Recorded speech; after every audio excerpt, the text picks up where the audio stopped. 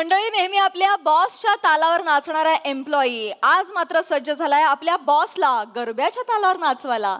चला बघूया त्याच्या प्रयत्नांना यश येत आहे का तेच पाहण्याचे मंचावर जोरदार टाळ्यांनी आमंत्रित करूया हास्य महारथी समीर चौगुले आणि विनोदाचे नवे फंडे ईशा डे यांना.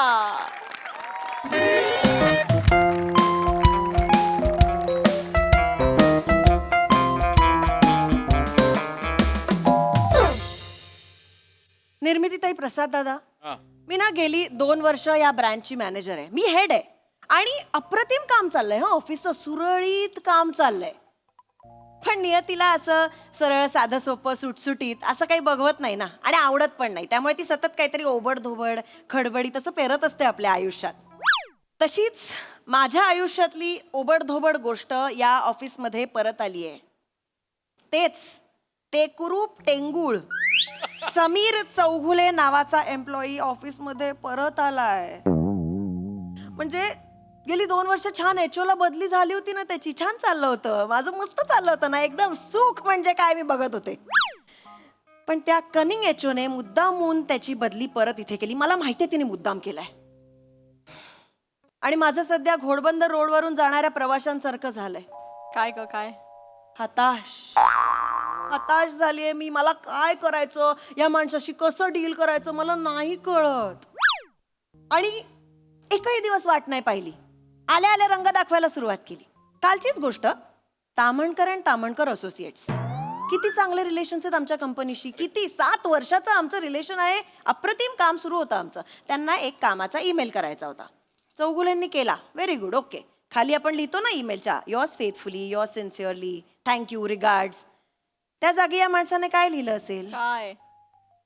चल जाऊ डेटवर. गेल्या ना तामणकर एकट्या डेटवर, पॅराग्लायडिंग करायला गेल्या तिकडे. दांडी मारली. मी फोन केला त्यांना, म्हटलं सई मॅम, तुम्हाला आमच्यापेक्षा पॅराग्लायडिंग आहे? तर म्हणाले त्या टेंगळावरनं उड्या मारण्यापेक्षा मी डोंगरावरनं उड्या मारीन. मी म्हटलं करेक्ट आहे, मी काहीच बोलणार नाही, बरोबर आहे तुमचं, तुम्ही जा. कारण आपलंच नाणं खोटं आहे ना, आणि आपलंच नाणं खोटं असेल तर आपण काय बोलणार. म्हणून मी त्या माणसाला चौगुलेला फोन लावला. अशी झापणार होते ना त्याला, तर तोंडाने ट्रॅफिकचा आवाज काढायला लागला. हॅलो मॅडम, मी ट्रॅफिक मध्ये अडकलोय. पॉम पॉम. अरे लो ना आगे गाडी. पॉम पॉम. म्हणजे मला काही कळत नाही का, मी मंद आहे का? या अशा माणसाशी कसं डील करायचं? 11 वाजलेत, हा माणूस अजून आलेला नाहीये. 9:30चं ऑफिस असतं.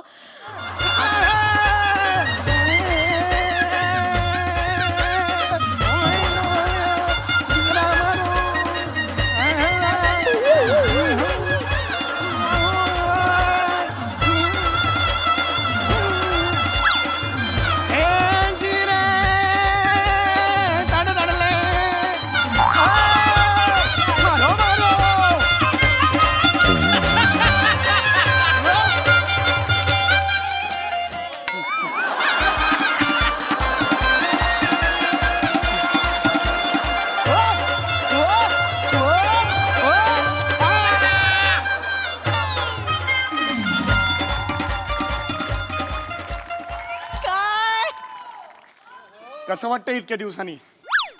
ऑफिसचा फणस आला का? बाहेरून कडक आतून गोड आला का? आला. दार तिथे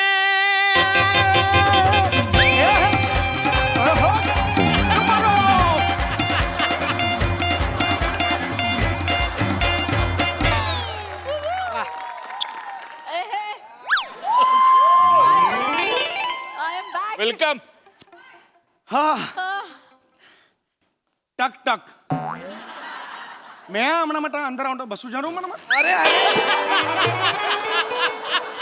काय मैं अंदर आणून परवानगी तो दई देईल नाही मला बसवा नका बोलू, आत या. काय या या या. या हा हा.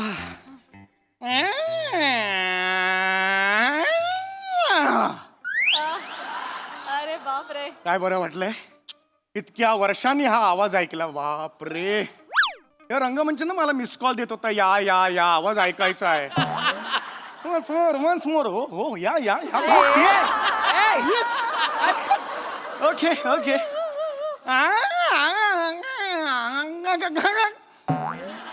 वन्स मोर नाही आता नाही आता वन्स मोर नाही आता आलं ओके तुमच्यासाठी कोणी वन्स मोर म्हणत असं म्हणतोय मला कळत नाहीये कोण वन्स मोर म्हणताय कोणी कैसी है डार्लिंग नॉनसेन्स मला मी बॉस आहे तुमची तुम्हाला कळतंय काय बोलताय डार्लिंग डार्लिंग आहे तुमची तोंड सांभाळून आणि हे काय केलंय फॅन्सी ड्रेस कॉम्पिटिशन सुरू आहे का ऑफिस आहे हे अहो माझी नोकरी रिस्क वर आहे कोणी बघितलं तर